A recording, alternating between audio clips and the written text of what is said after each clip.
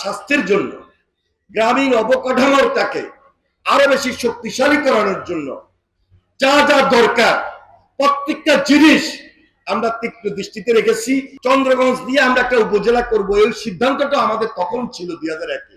তখন ফিল্ড পর্যায়ে সকল ইউনিয়নকে একত্রিত করে নিয়ে এসে চন্দ্রগঞ্জ নামে উপজেলা করার জন্য আমাদের একটু সময় লেগেছে। এটার জন্য আমাদেরকে ফিল্ডে কাজ করতে হয়েছে, প্রত্যেক ইউনিয়নের সঙ্গে আমাদের আলাদা আলাদা আলোচনা করতে হয়েছে, এবং মন মানসিকতা সবাই আপনারা এত বড়ভাবে দেখিয়েছেন, যার কারণে আজকে চন্দ্রগঞ্জ নামে চন্দ্রগঞ্জ উপজেলাটা আমরা সবাই মিলে পেয়েছি, সবাই মিলে আমরা এনেছি।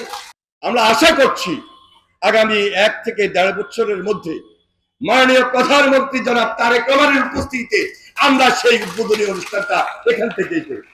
নগদ নিয়ে এলো হার না মানা হার অফার। সর্বনিম্ন 10,000 টাকা রেমিটেন্স নগদে পাঠালে থাকছে স্বর্ণের হার জেতার সুযোগ।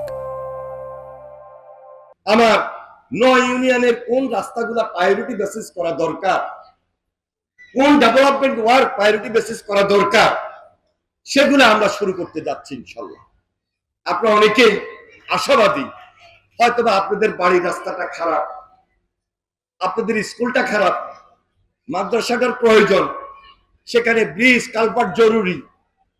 ধারাবাহিকভাবে আপনাদের শিক্ষা স্বাস্থ্যের জন্য, গ্রামীণ অবকাঠামোটাকে আরো বেশি শক্তিশালী করানোর জন্য যা যা দরকার প্রত্যেকটা জিনিস আমরা তীক্ষ্ণ দৃষ্টিতে রেখেছি।